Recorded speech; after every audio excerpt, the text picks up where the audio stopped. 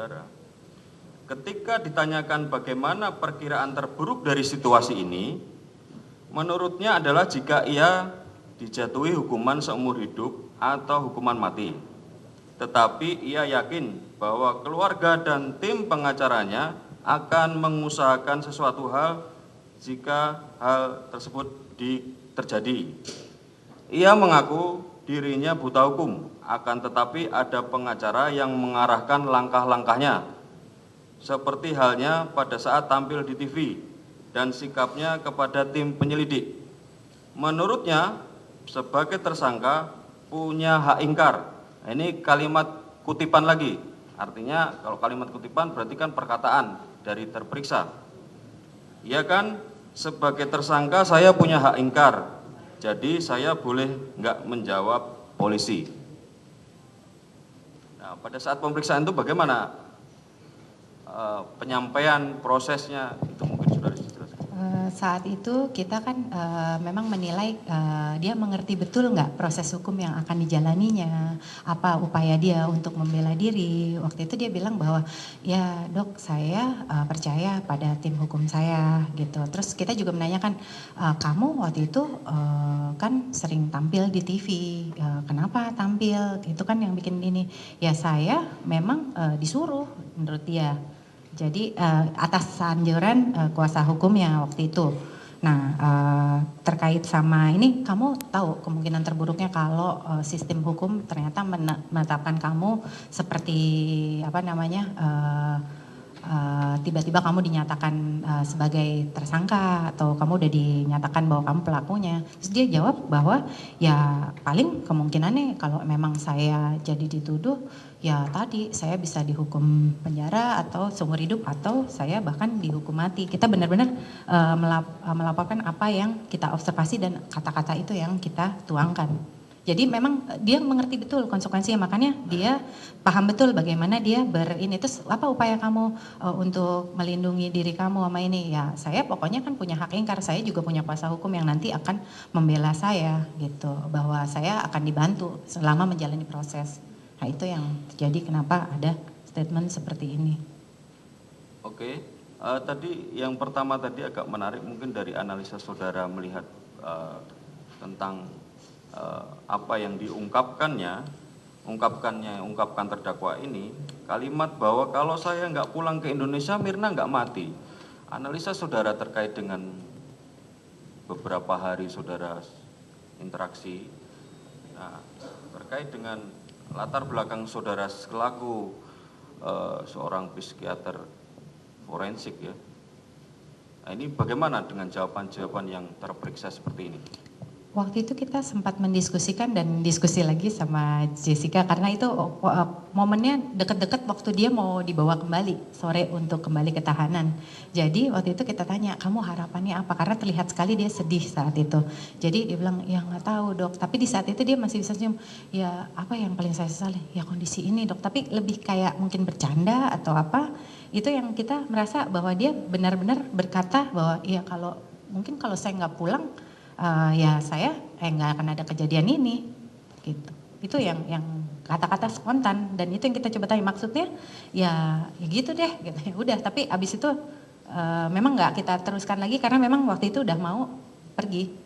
Nah, saudara kan selaku psikiater forensik artinya melihat, memetakan, memotret semuanya perihal-perihal kejiwaan dan lebih dikhususkan kepada apakah ini bisa mengungkap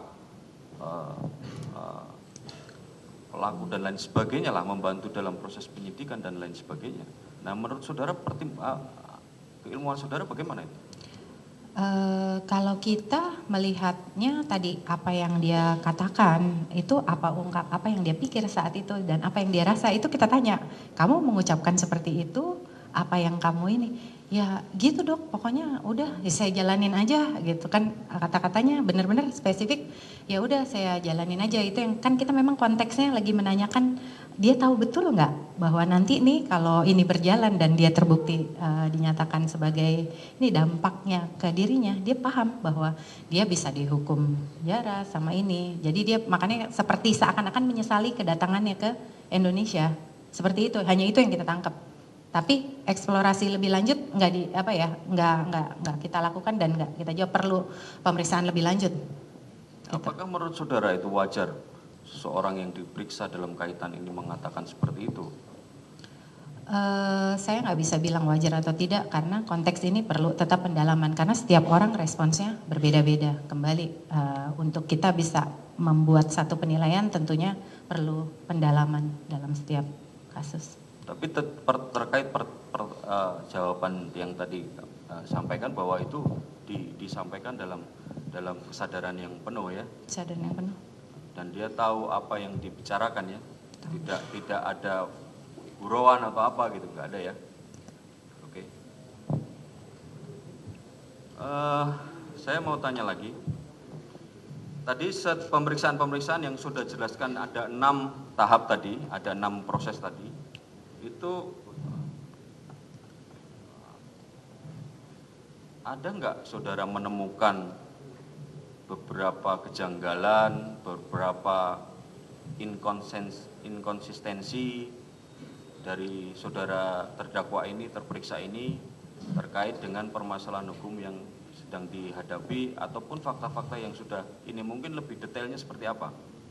Oke, kalau kita hanya melihat proses pemeriksaan yang dari tanggal 11 sampai 16 yang kita bisa tarik kesimpulan bahwa kondisi Jessica saat pemeriksaan tidak ditemukan adanya gangguan kejiwaan. Itu yang kita nilai bahwa fungsi berpikirnya maupun fungsi penilaian, status mentalnya semua dalam batas normal.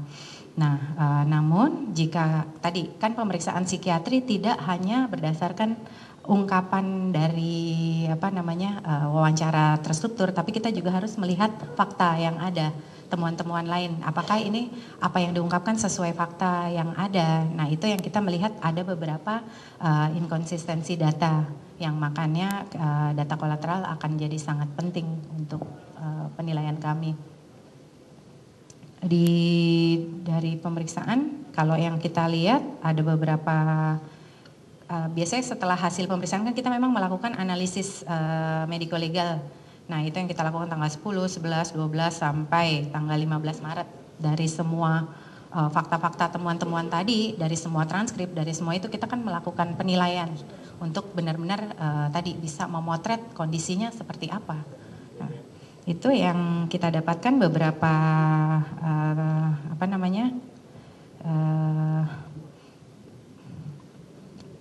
di halaman 7 di sini terperiksa yang kita inkonsistensi pertama, terperiksa mengatakan bahwa saat itu ia sempat membantu Hani membangunkan Mirna dengan mengguncang-guncangkan tubuh Mirna, namun Mirna tetap tidak respons. Namun hal ini tidak sesuai dengan data dari rekaman CCTV yang menunjukkan bahwa terperiksa terlihat tenang dan duduk diam memperhatikan Hani yang sedang berusaha menolong Mirna.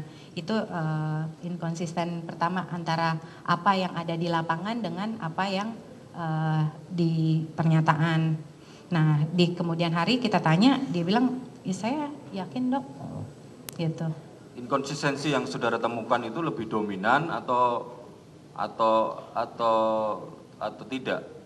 Yang saudara lihat dari beberapa maksudnya wawancara. Dominan itu artinya ada beberapa fakta yang saudara perlihatkan dengan apa yang diwawancarai oleh tim, dengan fakta yang di cross check dengan data kolateral data tadi, akan saudara menjelaskan ada beberapa inkonsistensi. Nah, itu ada beberapa yang dominan. Nah, itu berapa skalanya mungkin?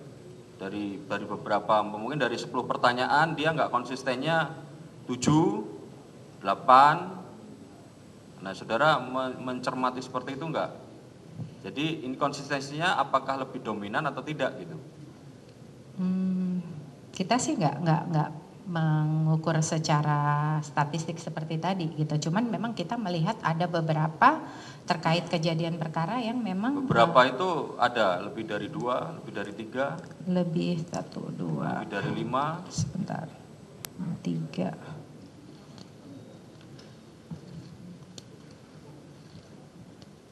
4, sebentar saya lihat dulu.